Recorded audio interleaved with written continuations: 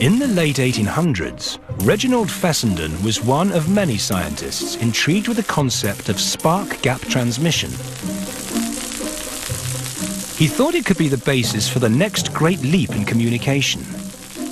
If only the sparks could generate waves of energy strong enough to carry the human voice. At the time, the idea of sending a message wirelessly was revolutionary. The telephone had only recently been invented and required cables to carry a signal. And so did the telegraph when it sent out messages in Morse code. But demand was growing for communication that didn't need wires, especially in the shipping industry. The problem with maritime transportation in terms of communication is that once a vessel leaves the port, until it reaches its destination, or at least approaches land at a very short range, it's unable to communicate. So there's an understandable desire for safety reasons, for commercial reasons, to be able to communicate wirelessly with these vessels. To transmit a voice across an ocean without using wires would be a huge breakthrough, especially if it was invented by a man such as Fessenden, who didn't even finish high school. As a young man, he worked for Thomas Edison, laying cables under the streets of New York. He worked in literally digging ditches, but because he was clearly one of the brighter people in that crew, he soon achieved a promotion and was eventually hired by Edison's own lab, and very quickly was appointed Edison's chief chemist. Fessenden proved to be naturally brilliant at everything, from chemistry to electrical engineering. His brilliance also came to the attention of another big name, Westinghouse, where he worked using electromagnetic radiation on instruments such as X-ray machines. He was lured by George Westinghouse himself to what is now the University of Pittsburgh to run the electrical engineering department there. Fessenden realized electromagnetic radiation could be the key to a breakthrough in wireless communication. A few decades earlier, scientists had discovered that electromagnetic radiation was everywhere and produced invisible waves of varying lengths and frequencies, everything from X-rays and gamma rays to radio waves. Fessenden wanted to use radio waves as a type of highway to carry a voice signal. In order to do so, he would have to create radio waves artificially, because the slow-moving voice signal needed a starting point where it could be linked to a speedier radio wave.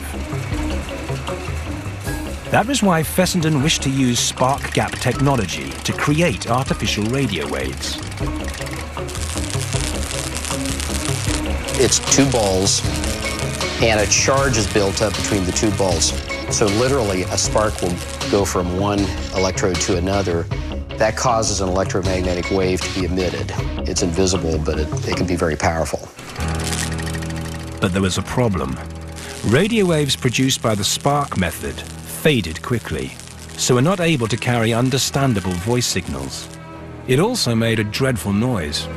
Because essentially, spark gaps create artificial static. That's exactly what they are. His reports from 1899 indicated that he heard very little except sparking. While Fessenden pondered how to solve this problem, a European made headlines around the world. On the 12th of December 1901, Marconi transmitted a wireless signal across the Atlantic using Morse code. But the achievement of Marconi didn't deter Fessenden from his own objective.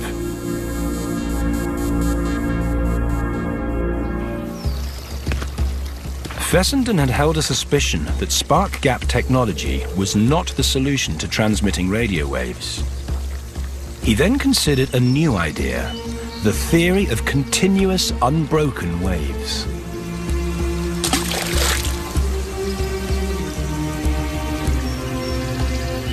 He understood that if he just kept throwing the rocks in, it would approximate waves that never stop. Fessenden wondered that if one strong, long, continuous radio wave was created, would it be able to carry a sound, such as the human voice, for hundreds, even thousands of kilometers? A continuous wave is very simple. It contains a constant amplitude. That is, the distances between the tops and the bottoms of the peaks is exactly the same.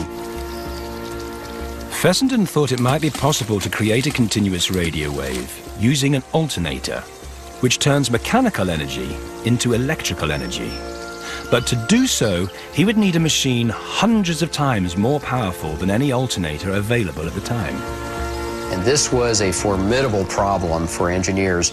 He wrote probably the greatest electrical engineers in the world at General Electric, asking them if they could build such a device, and they told him they could not, but they would work on it. In the summer of 1906, General Electric delivered a high-powered alternator. But even this machine wasn't powerful enough. So Fessenden spent months making adjustments to produce an even stronger electrical current. Finally, he was ready to test his theory. He connected the alternator to a microphone at one end and to the world's largest antenna at the other. This was Fessenden's theory.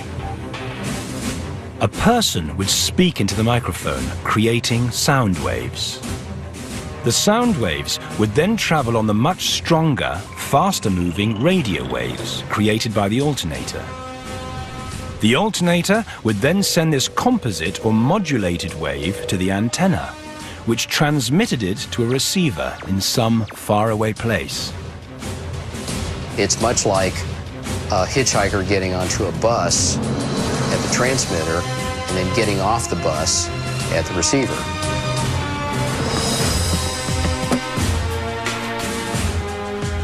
On Christmas Eve in 1906 in Brant Rock, Massachusetts, Fessenden put his theory to the test.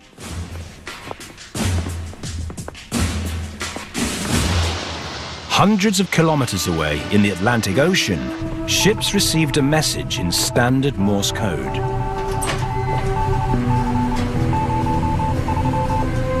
What have you got, lad? Be prepared for something of great interest to follow.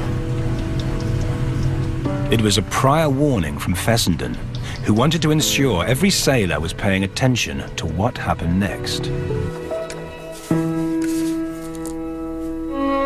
Oh, holy night, the stars are brightly shining.